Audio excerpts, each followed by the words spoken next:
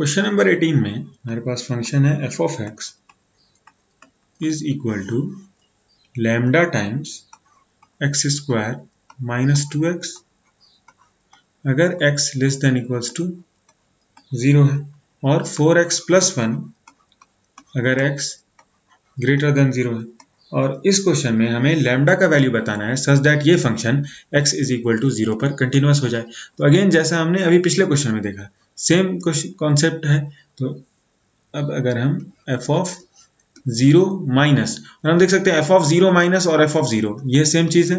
क्योंकि same function हम लिखेंगे lambda into x square minus 2x, x less than 0 के लिए भी सेम फंक्शन है, x इज इक्वल टू 0 के लिए भी सेम फंक्शन है, और 0 माइनस और 0 दोनों में हम सेम वैल्यू पुट करेंगे 0, तो हमें सेम फंक्शन मिलेगा। और ये बराबर होना चाहिए f ऑफ 0 प्लस के लिए। लेकिन जैसे ही x 0 प्लस होता है, यानी greater than, slightly greater than 0 होता है, वो फंक्शन चेंज हो जाता है, वो 4x प्लस 1 हो जाएगा। तो अब अगर हम लिखें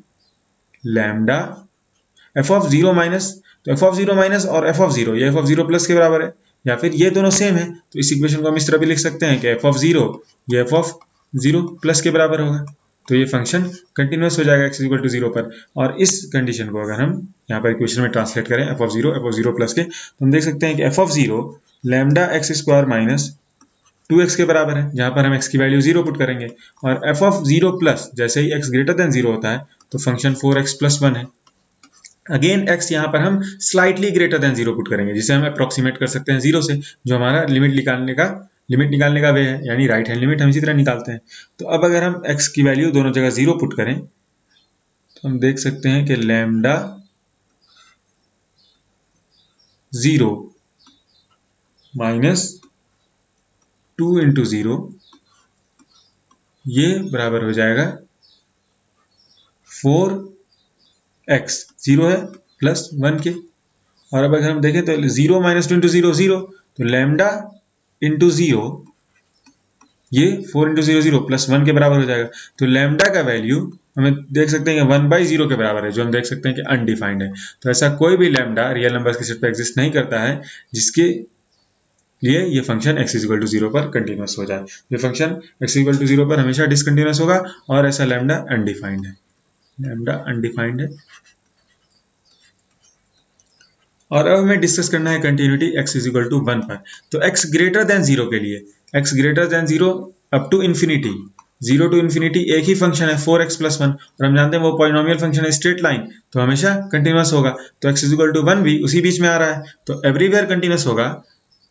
होगा, तो x इज इक्वल टू 1 पर भी वो कंटिन्यूअस होगा। तो x इज इक्वल टू 1 पर ये फंक्शन कंटिन्यूअस है, और 0 पर डिसकंटिन्यूअस है, लैम्डा का कोई भी वैल्यू एग्जिस्ट नहीं करेगा जिसके लिए वो कंटिन्यूअस बन जाए। क्वेश्चन नंबर 19 में हमें प्रूफ करना है कि ये function g of x minus greatest integer function of x, ये डिसकंटिन्यूअस है एट ऑल इंटीग्रल पॉइंट्स। तो ये फंक्शन से आप कंफर्टेबल होंगे, ये ग्रेटेस्ट इंटीजर फंक्शन है, ये डिनोट करता है ग्रेटेस्ट इंटीजर लेस देन और इक्वल टू x। तो जैसे अगर हमारे पास कोई भी x की वैल्यू हमारे पास है 6.7, तो अगर ये greatest integer function of x, तो हम देख सकते हैं ग्रेटेस्ट इंटीजर जो x या उससे छोटा है वो 6 है, और अगर 7 है तो उसका ग्रेटेस्ट इंटीजर फंक्शन, अगर x बराबर 7 है तो ग्रेटेस्ट इंटीजर फंक्शन 7 के बराबर हो जाएगा। तो अगर हम देखें x में से अगर हम उसका ग्रेटेस्ट इंटीजर फंक्शन घटा रहे हैं, तो इसेंशियली हम जस्ट उसका फ्रैक्शनल पार्ट ले रहे हैं, इसे हम फ्रैक्शनल पार्ट ऑफ x से भी डिनोट कर सकते हैं g ऑफ x के, कि अगर हम x 6.7 है या x हमारे पास 6.5 है, अगर उससे हम उसका ग्रेटेस्ट इंटीजर फंक्शन हटा दे रहे हैं, 6 हटा दे रहे हैं, तो हमारे पास क्या बच रहा है, उसका फ्रैक्शनल पार्ट। तो ये जो g ऑफ x फंक्शन है हमारे पास, x minus greatest integer function of x, ये हमारा फ्रैक्शनल पार्ट ऑफ x है, और फ्रैक्शनल पार्ट ऑफ x का हम ग्राफ ड्रॉ कर सकते हैं। अगर x 0 है तो उसका इंटीजर x 0 है, और ग्रेटेस्ट इंटीजर फंक्शन भी 0 है, तो इसका जो फ्रैक्शनल पार्ट x होगा वो 0 माइनस 0 0 पर होगा। लेकिन जैसे ही x 6.5 हुआ, अब ग्रेटेस्ट इंटीजर फंक्शन अभी भी 6 है, और ये या 0.5 हुआ तो ग्रेटेस्ट इंटीजर फंक्शन अभी भी 0 है, लेकिन फ्रैक्शनल पार्ट 0.5 हो चुका है, तो फ्रैक्शनल पार्ट उसके साथ साथ बढ़ेगा लीनियरली, हम देख सकते हैं। और जैसे ही x 1 हुआ, जैसे ही x का वैल्यू 1 हुआ, अगेन ग्रेटेस्ट इंटीजर फंक्शन 0 से बढ़ के 1 हो गया है, तो फ्रैक्शनल पार्ट 1 माइनस 1 फिर 0 हो जाएगा। तो ये फ्रैक्शनल पार्ट फिर 0 हो जाएगा। यानी अगर हम वाइट से डिनोट करें तो ये पॉइंट अगर यहाँ पर 1 है और ये 1 है तो ये पॉइंट यहाँ पे इंक्लूडेड नहीं होगा, फंक्शन फिर यहाँ पर आ जाएगा और हम चेक कर सकते हैं कि फ्रैक्शनल पार्ट फिर उसी तरह से रिपीट करेगा। अगर x 1 से 2 में जाए तो फ्रैक्शनल पार्ट फिर 0 से 1 तक जाएगा, फिर वहां पर एब्रप्टली नीचे आएगा, ये पॉइंट पर आएगा और फिर रिपीट करेगा। तो हम क्लियरली देख सकते हैं कि ये फ्रैक्शनल पार्ट ऑफ x सारे इंटीजर वैल्यूज पर x के डिसकंटिन्यूअस है। क्वेश्चन नंबर 20 में हमें डिस्कस करना है कि function f of x is equal to x square minus sine x plus 5 x is equal to pi पर कंटिन्यूअस है या नहीं। तो सबसे पहले हम बाय डेफिनेशन में बढ़ सकते हैं, यानी f ऑफ पाई माइनस पे जो वैल्यू हो वो f ऑफ पाई प्लस पे हो, यानी left hand limit right hand limit के बराबर हो और ये बराबर हो फंक्शन का वैल्यू पाई पर। तो एक ये वे है कंटिन्यूटी प्रूफ करने का। तो सबसे पहले हम फंक्शन का वैल्यू पाई पर चेक कर लेते हैं। तो f of x x square minus sine x plus 5 से हम डिफाइन कर रहे हैं, तो f of pi pi square minus sine pi plus 5 हो जाएगा। हम देख सकते हैं कि साइन पाई 0 के बराबर होता है, तो पाई स्क्वायर प्लस 5 हो जाएगा। और अब अगर हम f ऑफ पाई प्लस पे देखें यानी राइट हैंड लिमिट देखें तो हम पाई को या x को पाई प्लस h पुट कर सकते हैं। तो एक्स स्क्वायर में पाई प्लस h का होल स्क्वायर हो जाएगा minus sine of pi plus h, sine of pi plus theta हम जानते हैं साइन थीटा होता है, तो इसे हम साइन h से भी रिप्लेस कर सकते हैं और 5 ही रहेगा। और पाई प्लस h स्क्वायर को अगर हम इवेल्युएट करें पाई square plus h square plus 2 pi H. हमने पिछले क्वेश्चंस में भी देखा है कि अगर इस तरह का फंक्शन आता है और वहां पे फंक्शन का वैल्यू डिफाइंड रहता है, यानी वहां पे अगर राइट हैंड लिमिट डिफाइन है F of pi plus H पे ये फंक्शन डिफाइंड रहता है, तो उसका वैल्यू जस्ट वही होता है जो एफ ऑफ पाई पे हो जाता है, क्योंकि हम एट लास्ट यही करते हैं कि पाई प्लस एच को पाई से अप्रोक्सीमेट कर देते हैं। हम जस्ट ये देखते रहते हैं कि पाई से थोड़ा आगे यानी पाई से जस्ट राइट में पाई से जस्ट बिगर वैल्यू पर इनफाइनाइटेशनली बिगर वैल्यू पर फंक्शन डिफाइंड है या नहीं। अगर डिफाइंड है और उसका वैल्यू इसके बराबर है एफ ऑफ पाई के ही बराबर है तो राइट हैंड लिमिट एग्जिस्ट करता है और एफ ऑफ पाई के बराबर है। लेकिन जस्ट हम इसको प्रूव करने के लिए मैथमेटिकली शो करने के लिए पाई को पाई प्लस एच से रिप्लेस करते हैं जहां पे एच इनफाइनाइटेशनली स्मॉल है, फिर उसको एक्सपेंड करते हैं और लास्ट में फिर एच को 0 पुट कर देते हैं ताकि ये वैल्यूज हट जाए। तो सेम काम यहाँ पे करेंगे, तो साइन पाई प्लस थीटा पहले हम साइन एच लिख लेंगे प्लस 5। अब एच 0 को टेंड कर रहा है और एच एक पॉजिटिव क्वांटिटी है जो 0 को टेंड कर रहा है, तो साइन एच 0 हो जाएगा और एच स्क्वायर भी 0 हो जाएगा, 2 पाई एच भी 0 हो जाएगा, तो हमारे पास पाई स्क्वायर प्लस 5 हो जाएगा। और इसी तरह हम लेफ्ट हैंड लिमिट भी कैलकुलेट कर सकते हैं, यानी f of pi minus h और f of pi minus h just इसी तरह से हम एक्स स्क्वायर यानी pi minus h square minus sine of pi minus h minus sine of pi minus h plus 5। तो साइन पाई माइनस एच को हम sign of minus H लिख सकते हैं या फिर प्लस साइन एच, तो इसे हम इस तरह से लिख सकते हैं कि pi square plus h square minus 2 pi h plus sine h plus 5। Again sine h tend कर जाएगा 0 को क्योंकि एच टेंडिंग टू 0 है। एच एक बहुत ही स्मॉल पॉजिटिव क्वांटिटी है जो टेंड कर रहा है 0 को, इनफाइनाइटेशनली स्मॉल, तो h tending to 0, 2 pi h भी 0 टेंड कर जाएगा और एच स्क्वायर भी 0 हो जाएगा, तो हमारे पास जो बचेगा वो पाई स्क्वायर प्लस 4। देख सकते हैं कि left hand limit right hand limit और फंक्शन का वैल्यू पाई पर इक्वल है, तो ये फंक्शन पाई पर कंटिन्यूअस होगा। क्वेश्चन नंबर 21 में हमें गिवन फंक्शंस का कंटिन्यूटी डिस्कस करना है। तो जो फर्स्ट पार्ट में फंक्शन है वो है sine x plus cos x. तो अब इस क्वेश्चन में हम दो वे में अप्रोच कर सकते हैं, एक ग्राफ के थ्रू और दूसरा अल्टरनेटिव मेथड है कि हम sin x plus cos x को किसी एक एंगल के टर्म्स में साइन या कॉस के टर्म्स में एक्सप्रेस कर दें। यानी sin x plus cos x को हम √2 into 1/√2 sin x plus 1/√2 cos x लिख सकते हैं। जस्ट हम √2 से मल्टीप्लाई और डिवाइड कर रहे हैं, 1/√2 cos x ये सेम चीज़ है। अगर हम √2 से फिर से मल्टीप्लाई कर दें तो sin x plus cos x हमें मिल जाएगा और हम जानते हैं 1/√2 sin π/4 के बराबर है और 1/√2 cos π/4 के बराबर, तो ये sin π/4 sin x plus cos π/4 cos x के बराबर हो गया। या फिर हम इस 1/√2 को sin एज्यूम कर सकते हैं और इस 1/√2 को cos। तो अगर इस 1/√2 को sin एज्यूम करेंगे, जैसे अगर हम इसे लिखेंगे किसी भी एक वे में हम एक्सप्रेस कर सकते हैं। एक केस में अगर हम sin x sin π/4 plus cos x cos π/4 लिखते हैं तो cos के टर्म्स में आ जाएगा, क्योंकि हम जानते हैं cos a minus b cos a cos b plus sin a sin b होता है। या फिर अगर हम 1/√2 को इस 1/√2 को sin π/4 कहें और इस 1/√2 को cos π/4, तो ये cos ए, यहाँ पे a π/4 है और x b है, तो cos a sin b plus sin a cos b हो जाएगा, यानी sin of a plus b।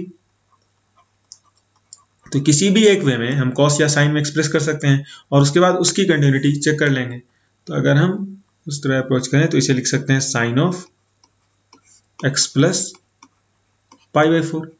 Simple trigonometric identity का हमने यूज किया sin a प्लस b का। sin a प्लस b हम जानते हैं sin x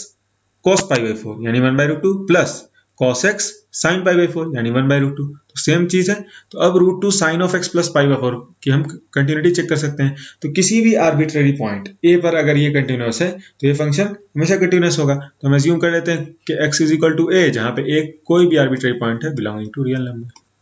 तो f ऑफ a क्या हो जाएगा? √2 sin of a plus π/4, √2 sin of a plus π/4। और अब अगर हम राइट हैंड लिमिट और लेफ्ट हैंड लिमिट चेक करें, यानी f of a plus h और f of a minus h, हम देख सकते हैं हमें जस्ट यही वैल्यू मिलेगा। हम √2 sin of a plus π/4 plus h लिख सकते हैं, a प्लस π/4 प्लस h। ये जस्ट हमने a प्लस h प्लस π/4 यहाँ पर आएगा तो उसे इस तरह एक्सप्रेस कर दिया, a प्लस π/4 एक साथ और प्लस h एक साथ। अगेन हम sin a प्लस b का फॉर्मूला यहाँ पे यूज कर सकते हैं, जहाँ पे a या फिर sin x प्लस y का, जहाँ पे x a प्लस π/4 हो जाएगा और y b हो जाएगा। उसके बाद हम देख सकते हैं कि वैल्यू अगेन हमें सेम मिलेगी, √2 sin ऑफ a प्लस π/4। इसे हम चेक कर सकते हैं √2 तो sin a प्लस b है, यानी sin a यहाँ पर sorry sin x plus y, जहाँ पर x यहाँ a प्लस π/4 है, cos y यानी cos ऑफ h,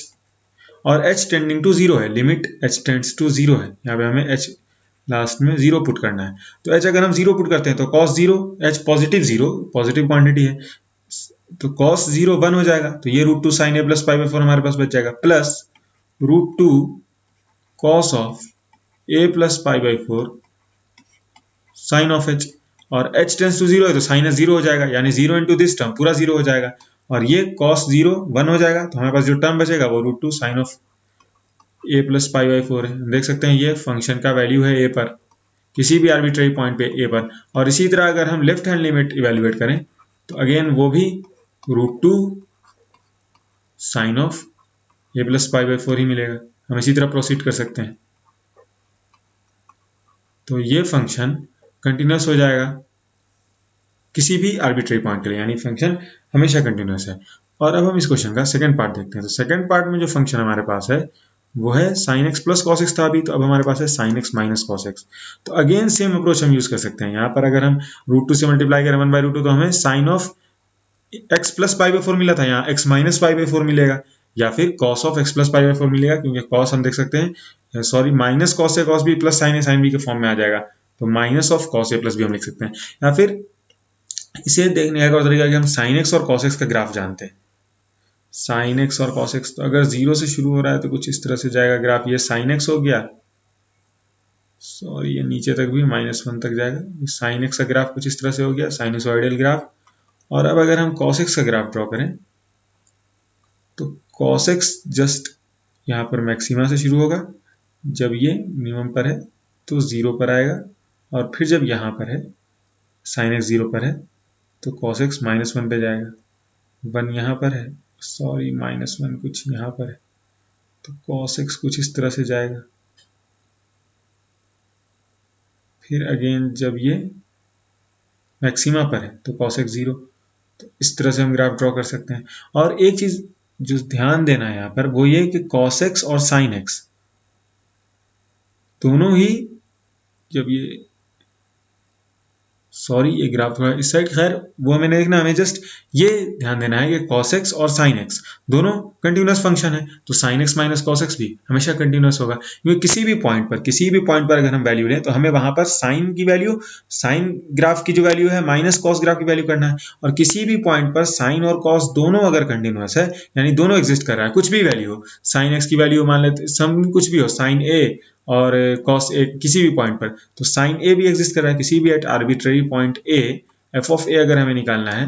तो वो sine a minus cos a के बराबर होगा। साइन ए भी सम आर्बिट्रेरी वैल्यू है जो वेल डिफाइंड है, और कॉस ए भी कोई आर्बिट्रेरी वैल्यू है। जस्ट हम इस पॉइंट को कंसीडर कर लेते हैं, इस पॉइंट को। तो यहाँ पर साइन ए कोई कुछ वैल्यू है और यहाँ पर कॉस ए की भी कुछ वैल्यू है, तो साइन ए माइनस कॉस ए कुछ डिफिनिट वैल्यू होगी और वो एग्जिस्ट करेगी। और अब हम देखें तो कंटिन्यूअस है, तो लेफ्ट हैंड लिमिट लें या राइट हैंड लिमिट लें, वैल्यू सेम मिलेगा, तो ये फंक्शन कंटिन्यूअस हो जाएगा। तो जस्ट हम ग्राफ से देख सकते हैं कि अगर साइन एक्स और कॉस एक्स कंटिन्यूअस है तो sine x minus cos x भी कंटिन्यूअस होगा।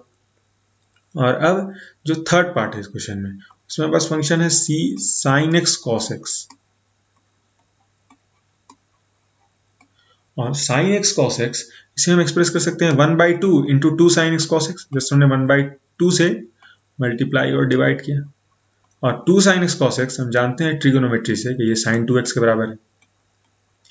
तो ये फंक्शन 1/2 इंटू साइन 2x है। तो 2x हो तो अगेन हम 2x को थीटा पुट कर सकते हैं, या फिर जस्ट हम x के टर्म्स में ही देख सकते हैं ग्राफ। तो अगर साइन x का ग्राफ था, तो यहां पर अगर हम एज्यूम करते हैं कि ये पाई है,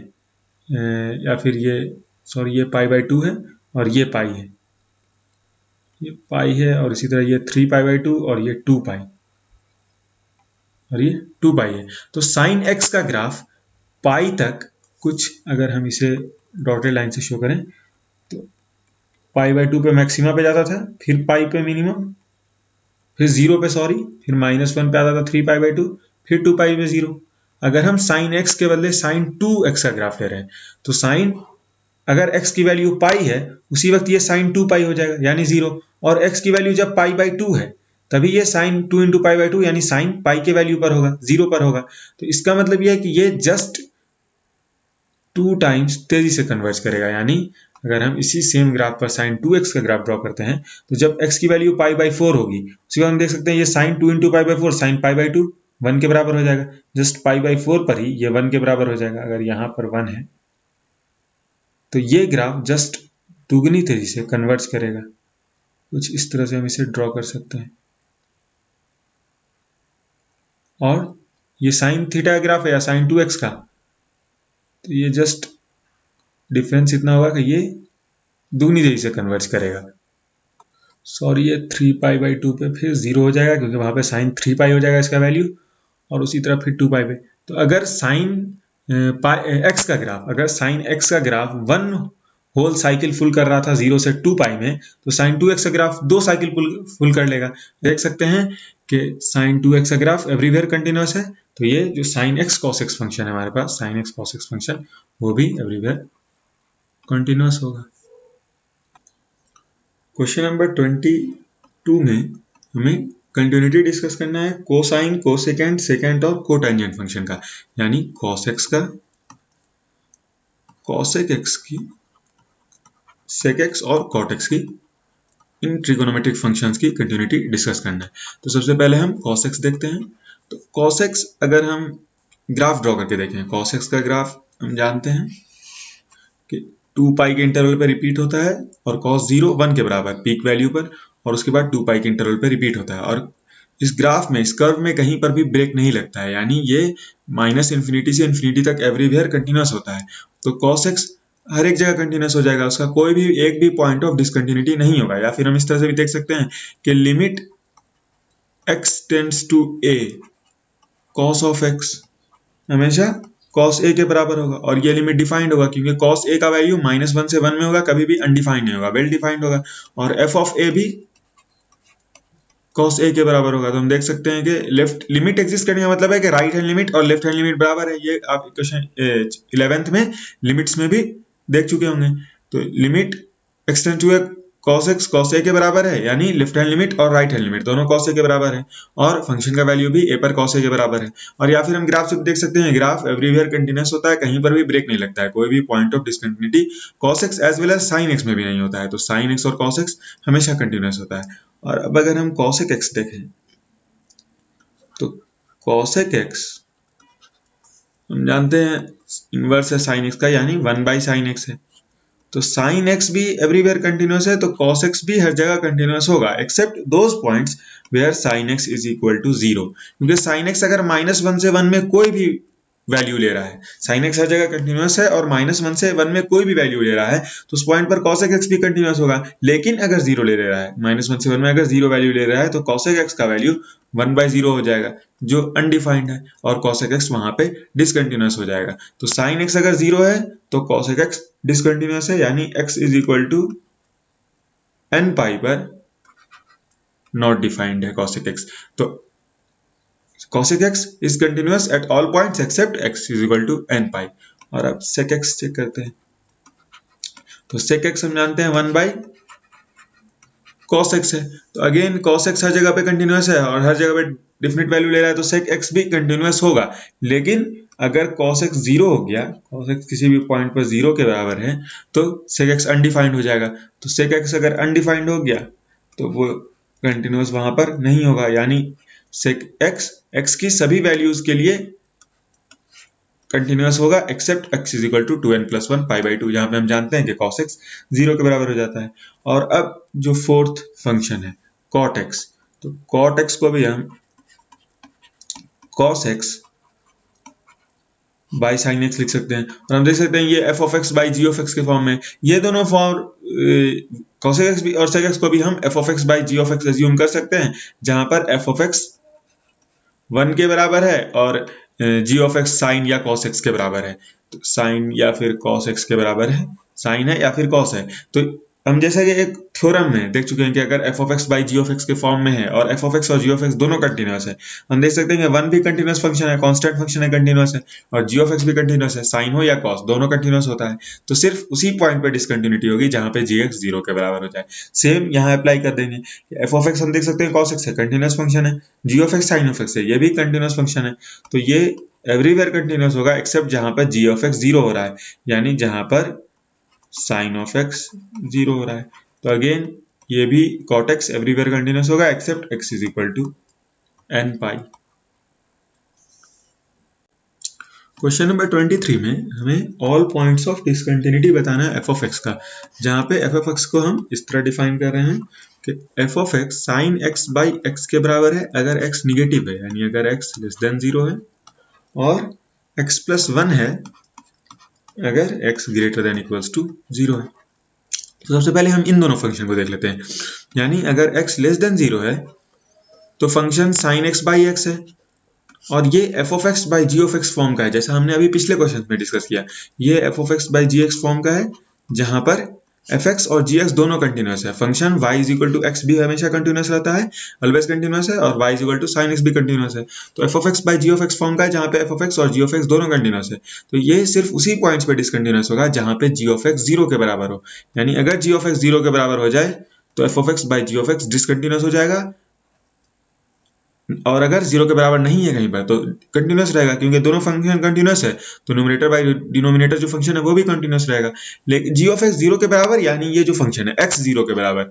लेकिन हम देख सकते हैं कि जिस डोमेन में हम डिफाइन कर रहे हैं इस फंक्शन को वो निगेटिव x है, यानी x लेस देन 0, सिर्फ निगेटिव वैल्यूज के लिए। तो x इज इक्वल टू 0 कभी हो ही नहीं रहा है, तो ये फंक्शन अपने डोमेन में हमेशा कंटिन्यूअस रहेगा। और उसी तरह x प्लस 1, अगर x ग्रेटर देन 0 है तो फंक्शन x प्लस 1 है, या फिर इज इक्वल टू 0 पर भी x प्लस 1 है। और ये जस्ट स्ट्रेट लाइन फंक्शन हम देख सकते हैं x plus 1, y is equal to x 45 degree slope और इंटरसेप्ट 1। तो इस तरह से ये फंक्शन जाएगा ग्रेटर देन इक्वल्स टू 0 के लिए। तो हम देख सकते हैं कि ये फंक्शन भी अपने डोमेन में एवरीवेयर कंटिन्यूअस है। तो अगर कोई पॉइंट ऑफ डिसकंटिन्यूटी हो सकता है तो सिर्फ वहां पे जहां पे फंक्शन चेंज कर रहा है, यानी x इक्वल टू 0 पर। तो हम x इक्वल टू 0 पर चेक कर लेते हैं कि फंक्शन डिसकंटिन्यूअस है या नहीं। तो left hand limit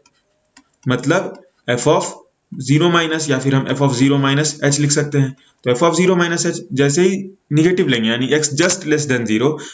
although h बहुत ही स्मॉल है, इनफाइनाइटेशनली स्मॉल है, लेकिन x जैसे जरा सा भी छोटा होगा 0 से तो function sin x by x हो जाएगा। तो sin x by x, x यहाँ पर 0 माइनस h है, तो sin 0 minus h by 0 minus h, और 0 माइनस h को हम माइनस h लिख सकते हैं, और साइन ऑफ माइनस h हम जानते हैं माइनस साइन h के बराबर होता है, और यहाँ पर माइनस h हो जाएगा। और लिमिट h टेंड्स टू 0, और हम जानते हैं कि अगर लिमिट h टेंड्स टू 0 है sin h बाई h वो 1 के बराबर, और यहाँ पर माइनस कैंसिल हो जाएगा तो ये लिमिट 1 के बराबर हो जाएगा, यानी लेफ्ट हैंड लिमिट इस क्वेश्चन में हमें 1 के बराबर मिला है। अब फंक्शन का वैल्यू 0 पर, तो फंक्शन 0 पर x प्लस 1 है, हम देख सकते हैं x greater than equals to 0 पर फंक्शन x प्लस 1 है, तो 0 प्लस 1, यानी 1, और राइट हैंड लिमिट यानी फंक्शन का वैल्यू 0 प्लस एच पर। तो अगेन हम देख सकते हैं कि राइट हैंड लिमिट भी इस फंक्शन में हम वैल्यू पुट करेंगे, क्योंकि x ग्रेटर देन 0 के लिए भी सेम फंक्शन है जो x is equal to function के लिए हमने यूज किया x प्लस 1। तो x प्लस 1, लेकिन x यहाँ पर 0 नहीं है, 0 प्लस एच है, जो अगेन h भी 0 को टेंड कर जाएगा। और अब अगर हमें लिमिट निकालना है तो हम h टेंड्स टू 0 कर देंगे। तो अगर हम h टेंड कर देते हैं 0 को, तो हम देख सकते हैं कि वैल्यू डिफाइंड है और बराबर है 0 प्लस 1 के, यानी 1। तो हम देख सकते हैं कि फंक्शन का वैल्यू 0 पर लेफ्ट हैंड लिमिट और राइट हैंड लिमिट 1 बराबर है, तो फंक्शन x बराबर 0 पर भी कंटिन्यूअस है। तो ये फंक्शन एवरीवेयर कंटिन्यूअस है, इसका एक भी पॉइंट ऑफ डिसकंटिन्यूटी नहीं है। क्वेश्चन नंबर 24 में हमें डिटरमाइन करना है कि f defined by f of x is equal to x square sine 1 by x अगर x 0 के बराबर नहीं है और 0 अगर x 0 के बराबर है, ये फंक्शन कंटिन्यूअस है या नहीं। तो हम देख सकते हैं कि अगर x 0 के बराबर नहीं है, यानी माइनस इन्फिनिटी से 0 में और फिर 0 से इन्फिनिटी में, एक्स स्क्वायर और साइन 1 बाई एक्स दोनों वेल डिफाइंड है, क्योंकि अगर यहाँ पर x 0 के बराबर होगा साइन 1 बाई एक्स, तभी sine 1 by x sine infinity को टेंड करेगा। अगर x कोई भी डिफिनिट नंबर है, 0 से बड़ा या 0 से छोटा, तो साइन 1 बाई एक्स भी डिफाइंड होगा और एक्स स्क्वायर भी डिफाइंड होगा। तो ये function x square 1 sine 1 by x f x into g x form का है, जहां पर एफ ऑफ एक्स और जी ऑफ एक्स दोनों अपने डोमेन में कंटिन्यूअस है। तो एफ एक्स और F x into g x भी कंटिन्यूअस होगा, यानी ये फंक्शन कंटिन्यूअस होगा अपने डोमेन में, माइनस इन्फिनिटी से 0 में और 0 से इन्फिनिटी में। ये फंक्शन जब है जब x 0 के बराबर नहीं है, यानी माइनस इन्फिनिटी से 0, तो जो हमने अभी डिस्कस किया गया 0 से इन्फिनिटी, तो इसमें ये फंक्शन कंटिन्यूअस है। अब हमें चेक करना है सिर्फ x इज इक्वल टू 0 पर। तो सबसे पहले फंक्शन का वैल्यू 0 पर देख सकते हैं कि फंक्शन का वैल्यू अलग से डिफाइंड है कि अगर x 0 है तो फंक्शन 0 है।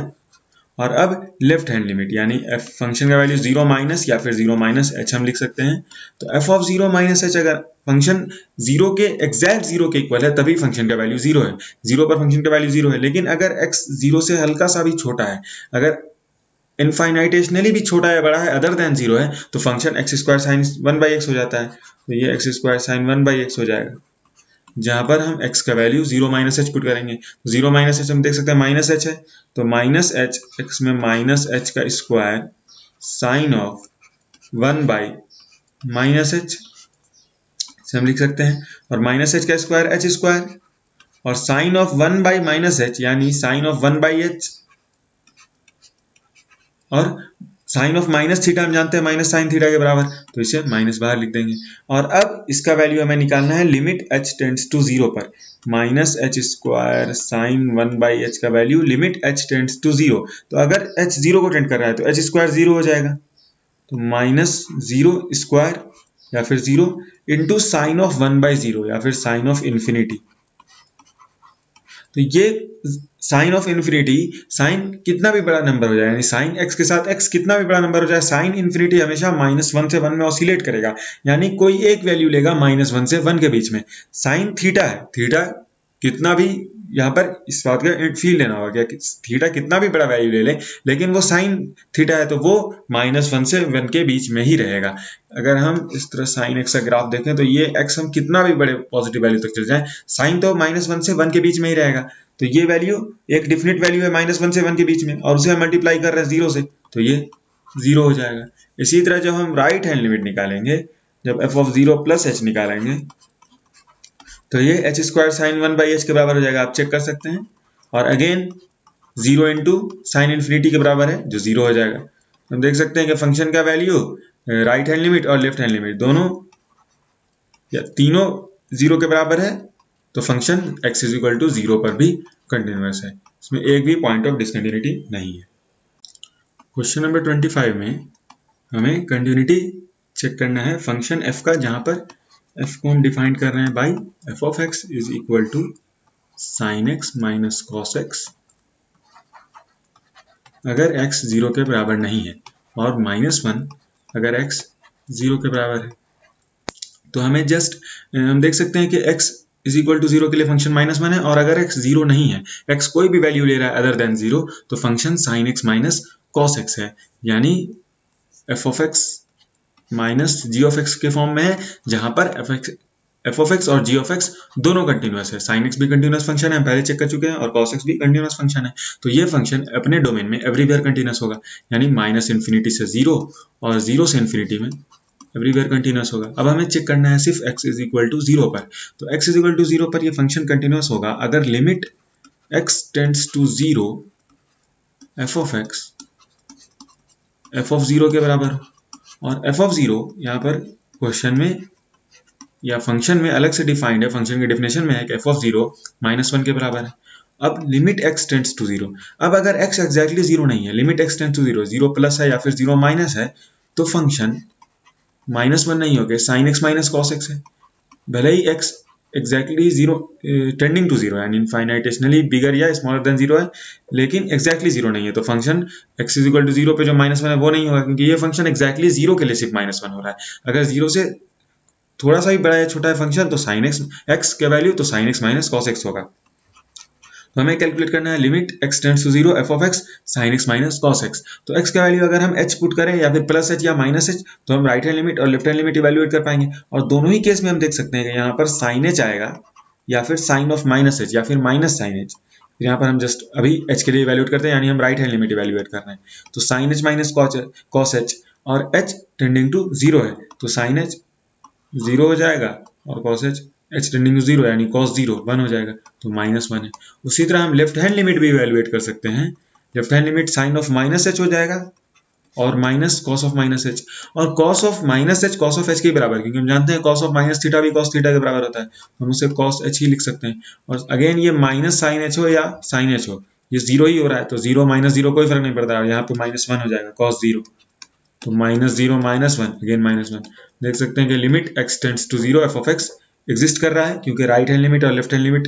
बराबर है -1। लिमिट पढ़ चुके हैं पिछले क्लास में कि लिमिट एग्जिस्ट करने का कंडीशन ही होता है कि राइट हैंड लिमिट बराबर लेफ्ट हैंड लिमिट, और ये -1 के बराबर है, और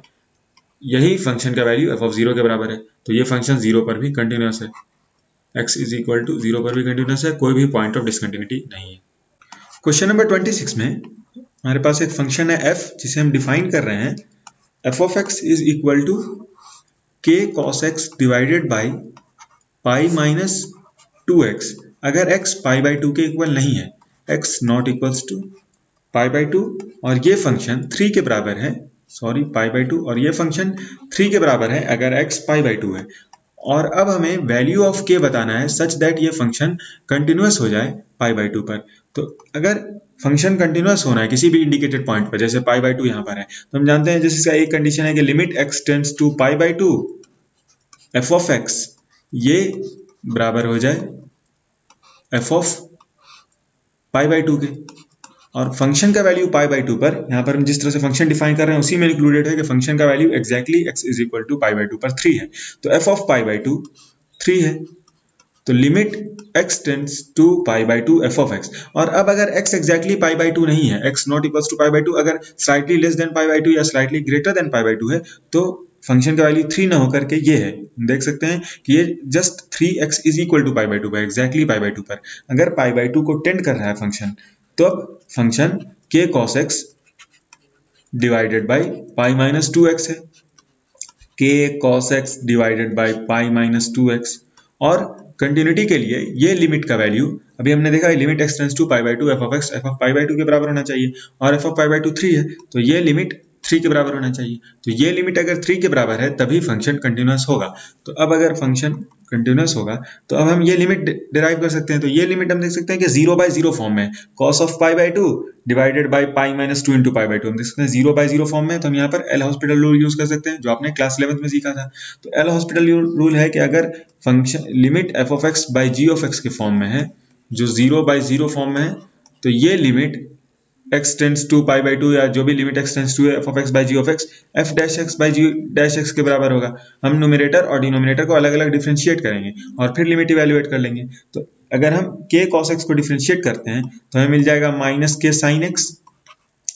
और पाई कांस्टेंट 0 हो जाएगा। अगेन हम डिनोमिनेटर को भी x के रिस्पेक्ट में ही डिफरेंशिएट कर रहे हैं, तो पाई माइनस 2x पाई 0 हो जाएगा, और माइनस 2x माइनस 2 ये 3 के बराबर होना चाहिए। केस तो अब माइनस अगर हम कैंसिल कर दें तो k sin x बाई 2 3 के बराबर, और x tends to pi by 2 है, तो x अगर पाई बाई 2 को टेंड कर रहा है तो sin x का वैल्यू sin पाई बाई 2 यानी 1 हो जाएगा। तो k into sine pi by 2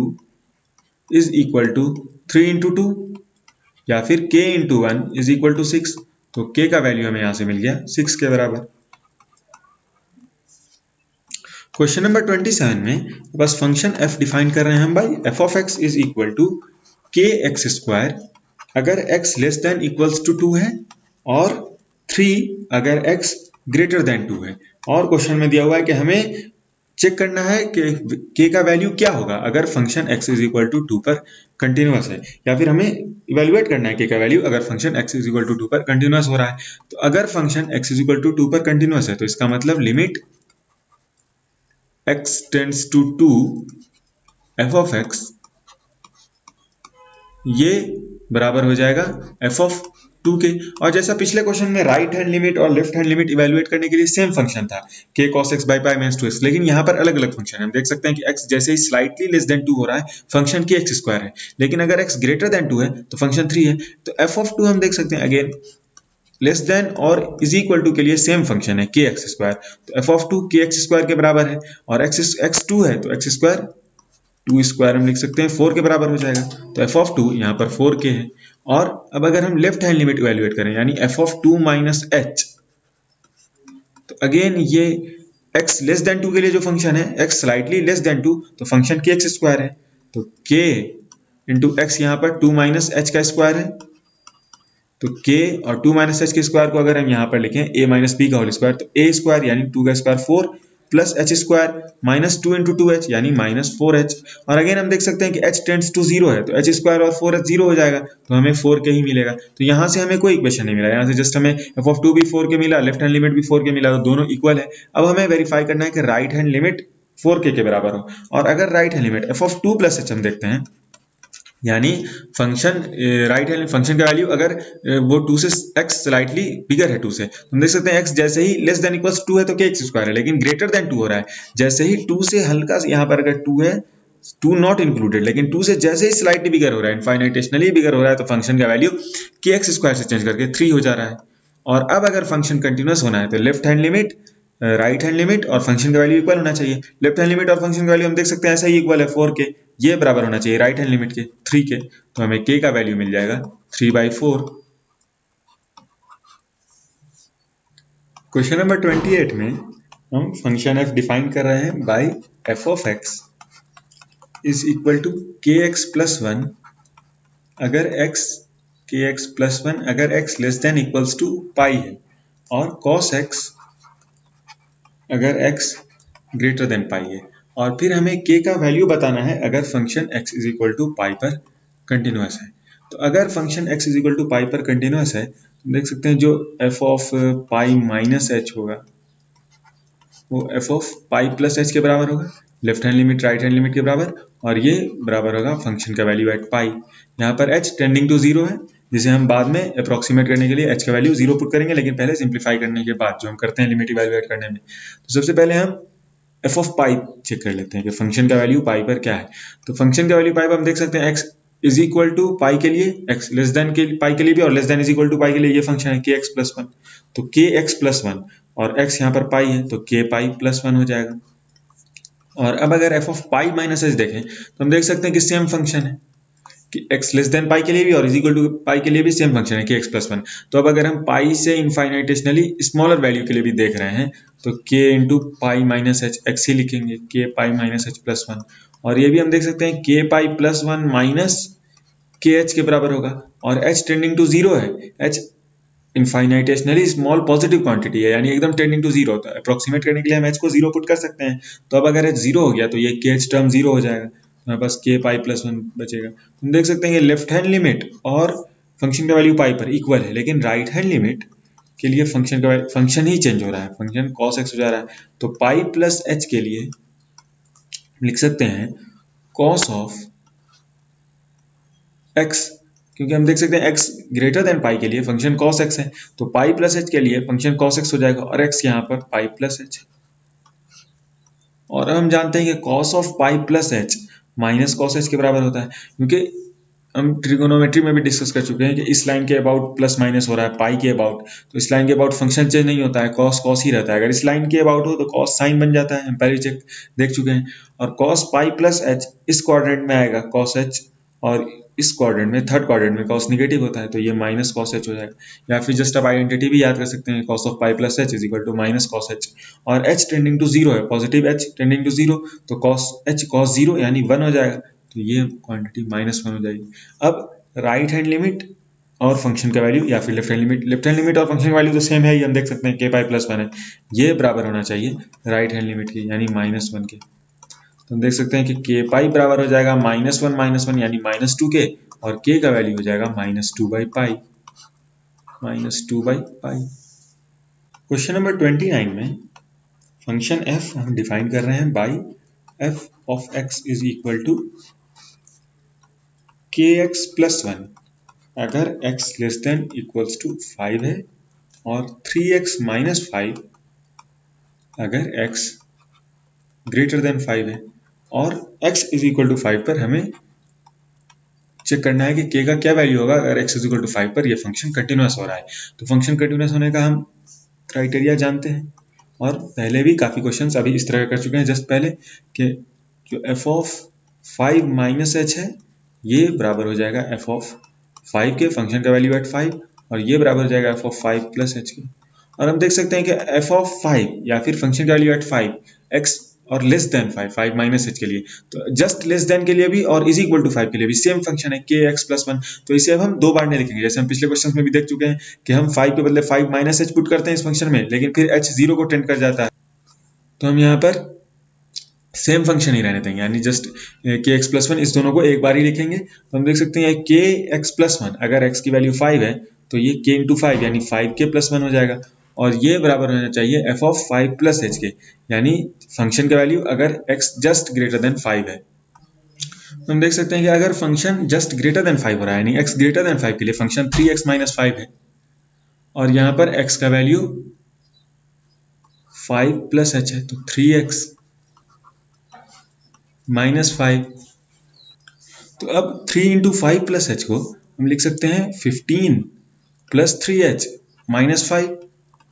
या फिर 15 -5 10 प्लस 3h, और h टेंडिंग टू 0 है तो 10 प्लस 3h 10 के बराबर हो जाएगा। और अगर फंक्शन कंटिन्यूस है तो अभी हमने देखा कि 5k प्लस 1 इसके बराबर होना चाहिए, तो ये 3x minus 5 x greater then 5 के लिए यानी राइट हैंड लिमिट 10 के बराबर आ रहा है, तो 5k प्लस 1 10 के बराबर होना चाहिए, यानी 5k 10 माइनस 1 9 के बराबर, और k की वैल्यू हमें मिल जाएगी यहाँ से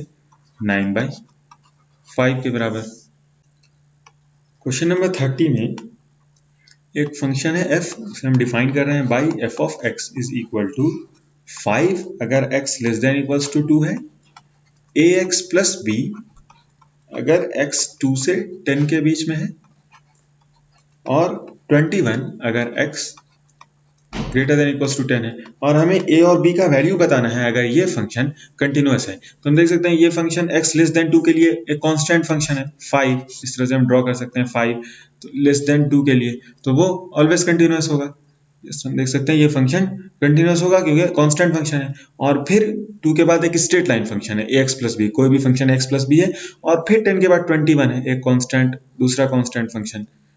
मान लेते हैं ये 2 है और इतना बीच में 10 आ गया, और इस बीच एक स्ट्रेट लाइन है, तो ये स्ट्रेट लाइन इस तरह से होना चाहिए कि ये फंक्शन कंटिन्यूअस हो जाए, यानी यहाँ पर जो 5 ले रहे और यहाँ पर 21। तो अगर हम इस क्वेश्चन को ग्राफ के थ्रू देखें तो इस तरह से देख सकते हैं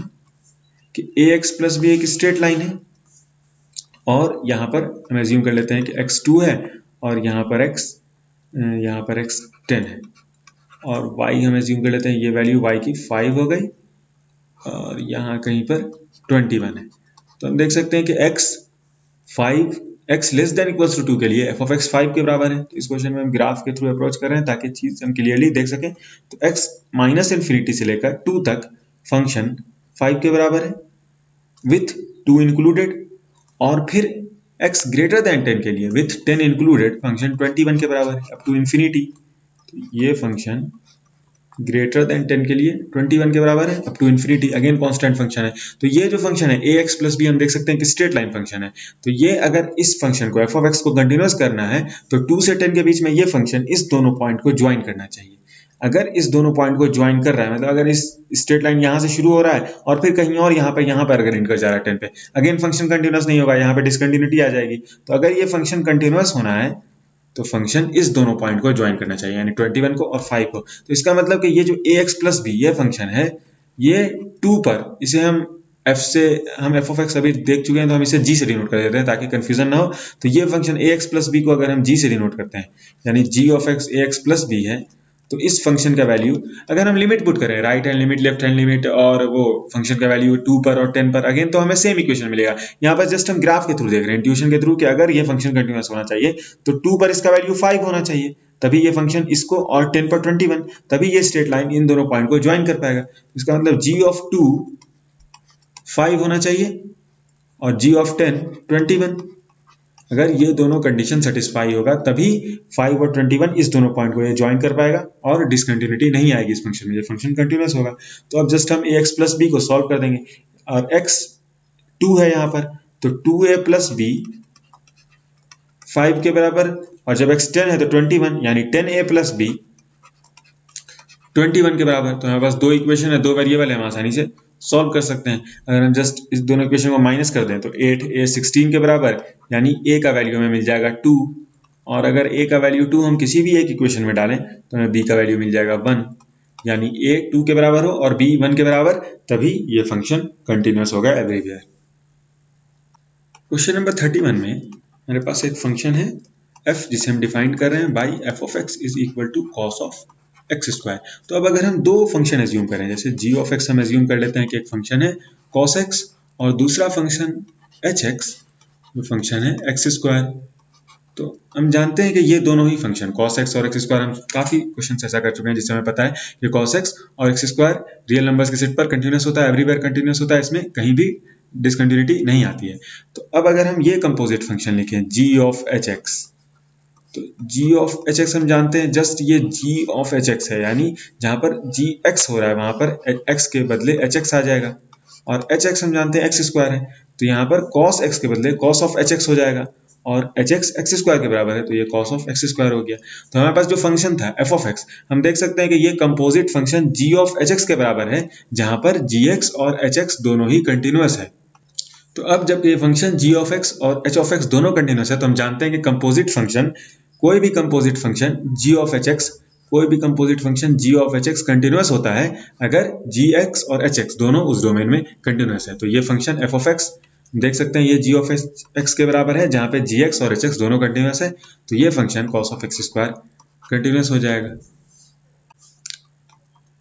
क्वेश्चन नंबर 32 में हमें शो करना है कि ये function f of x defined by cos x का मॉड, ये कंटिन्यूअस फंक्शन है। तो अब अगर हम दो फंक्शन, अगेन पिछले क्वेश्चन की तरह अप्रोच करेंगे, दो फंक्शन एज्यूम करेंगे और शो करेंगे कि f ऑफ x उस दोनों कंटिन्यूअस फंक्शन का कंपोजिट फंक्शन है, तो f ऑफ x भी कंटिन्यूअस हो जाएगा। तो दो फंक्शन जो हम एज्यूम करेंगे वो हो जाएगा g of x cos x और hx मॉड ऑफ x। हम जानते हैं कि जस्ट ग्राफ से भी देख सकते हैं, अभी हमने डिस्कस किया कि cos x अगर हम ग्राफ ड्रॉ कर दें तो cos x कंटिन्यूअस होता है अपने डोमेन में, 2 पाई इंटरवल के बाद रिपीट करता है और कंटिन्यूअस होगा, और एक्स स्क्वायर भी हम जानते हैं कंटिन्यूअस होगा, जो हमने पिछले क्वेश्चन में शो किया था कि एक्स स्क्वायर माइनस इन्फिनिटी से इन्फिनिटी तक कंटिन्यूअस होता है। और उसी तरह मॉड एक्स भी कंटिन्यूअस होगा। अगर हम इसका ग्राफ अलग ड्रॉ करें तो मॉड एक्स का ग्राफ हम जानते हैं जस्ट यहाँ पर पॉजिटिव एक्स का ग्राफ और इस साइड माइनस एक्स का ग्राफ, जस्ट इसका मिरर इमेज ले लेंगे एक्स के अबाउट, हम देख सकते हैं कि मॉड एक्स भी कंटिन्यूअस होता है। तो अब ये दोनों फंक्शन कंटिन्यूअस है, और अब अगर हम h ऑफ जी एक्स लिखें, h ऑफ जी एक्स, तो ये फंक्शन हो जाएगा h ऑफ जी एक्स, से हम इस तरह लिख सकते हैं। तो यहाँ पर मॉड x में x को हम gx से रिप्लेस कर देंगे, मॉड ऑफ gx, और gx हम जानते हैं cos x के बराबर है, तो h of gx mod of cos x के बराबर हो जाएगा। तो हम देख सकते हैं कि f ऑफ x एक कंपोजिट फंक्शन है h ऑफ gx, hx और gx का, जहाँ पे hx और gx दोनों ही कंटिन्यूअस फंक्शन है। तो h ऑफ gx कंटिन्यूअस है तो f ऑफ x भी कंटिन्यूअस हो जाएगा। और अब इस क्वेश्चन को देखने का एक दूसरा तरीका हो सकता है ग्राफ के थ्रू, यानी हम जैसे मॉड x और cos x का अलग अलग ग्राफ देखा, लेकिन जस्ट फंक्शन जो है cos x, इसी का हम ग्राफ ड्रॉ कर लेंगे। तो f ऑफ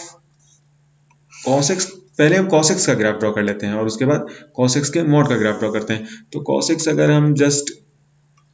cos x का ग्राफ हम बार बार देख चुके हैं कि इस तरह से होता है, जहां पर cos 0 1 के बराबर मैक्सिमा पर, और फिर इस तरह से 2 पाई इंटरवल के बाद रिपीट होता है और कंटिन्यूअस होता है। तो इस तरह से ये रफ स्केच हो जाएगा cos x के ग्राफ का। लेकिन हमें ग्राफ ड्रॉ करना है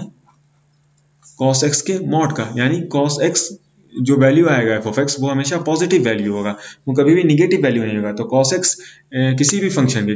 के x का ही मॉड ड्रॉ करना था, तो हम जो पार्ट निगेटिव रहता है उसका मिरर इमेज ले लेते हैं x के अबाउट। तो cos ऑफ मॉड x जो पॉजिटिव पार्ट है वो एज इट इज रहेगा, और जो निगेटिव पार्ट है उसका हम मिरर इमेज ले लेंगे इस तरह से। तो cos ऑफ मॉड x का ग्राफ कुछ इस तरह से जाएगा, और हम देख सकते हैं अब ये पाई इंटरवल के बाद रिपीट कर रहा है 2 पाई के बजाय, तो ये इस तरह से होगा। हम देख सकते हैं कि ये फंक्शन, जब हम डिफरेंशिएबिलिटी डिस्कस करेंगे तो भी देख सकते हैं ये फंक्शन यहाँ पे डिफरेंशिएबल नहीं होगा।